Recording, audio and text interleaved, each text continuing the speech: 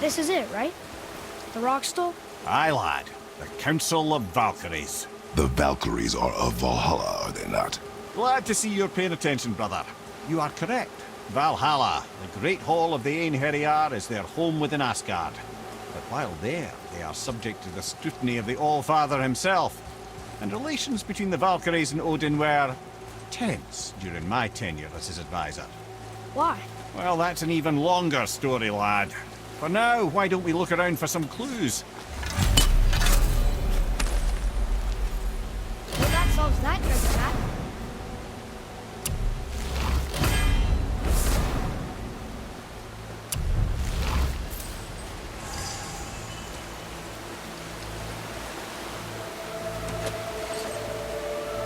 Try placing one of the Valkyrie helms on a throne. Whoa, you're back. Lemire, who is she? Gunnar, Mistress of War. After any conflict, big or small, she would be first on the scene, sussing out the worthy spirits for a free trip to Valhalla. A gruesome task, but she took great pride in it. Any conflict. Impossible. It's true. She had help from her sisters, of course, but Gunnar was always first to arrive. Her judgment of the fallen was unparalleled, and an invaluable resource to Odin. She was one of his favorites.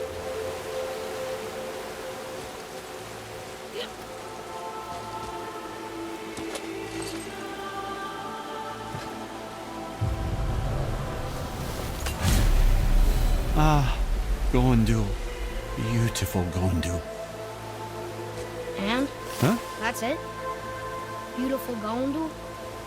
No story or anything? Oh, sorry, lad. The sight of Gondul always took my breath away. Gondul had a silver tongue, a sharp wit, and struck a figure so stunning it literally drove men insane. Odin forbid her from setting foot in Midgard after a time, as insanity is not a welcome trait in Valhalla.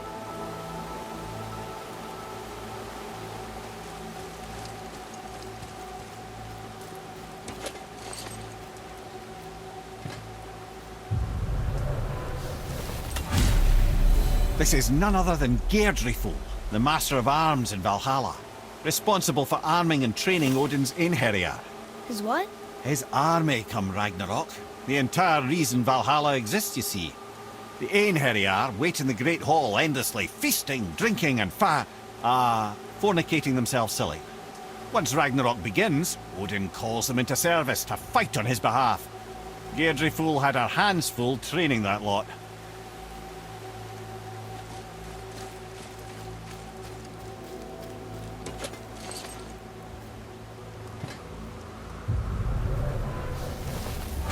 My friends, is Kara.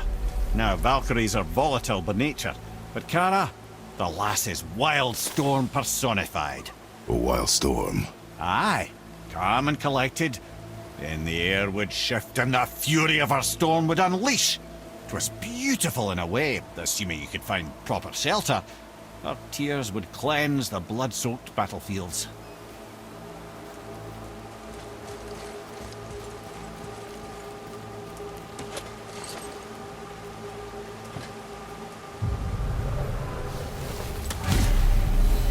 This is Rota, a chooser of the slain.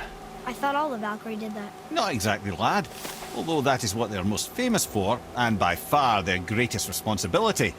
You've seen what happens to the dead without the judgment of the Valkyries. Hellwalkers. That's right. Rota, Gunnar, Skuld. Without them to clean up the aftermath of battle, hell overflows with souls meant for Valhalla. A sorry state of affairs. Rota must be beside herself.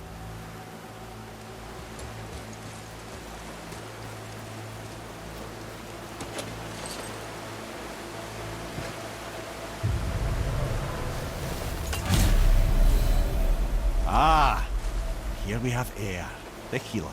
A Valkyrie healer? Strange. Eir was strange, as a matter of fact. Very quiet, very calm. Where her sisters were violent rapids, Eir was a gentle stream.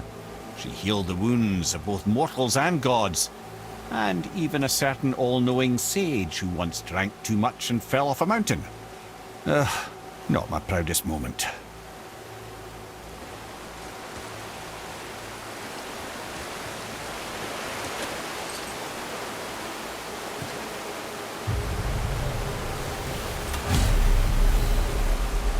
Well, well. Hilda, mistress of battle.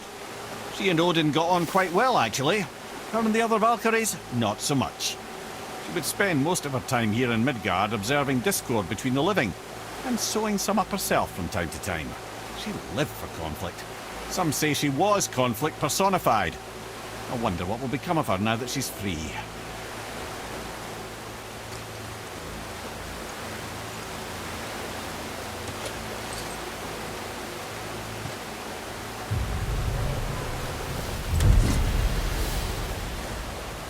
Olrun, once the daughter of a powerful chieftain.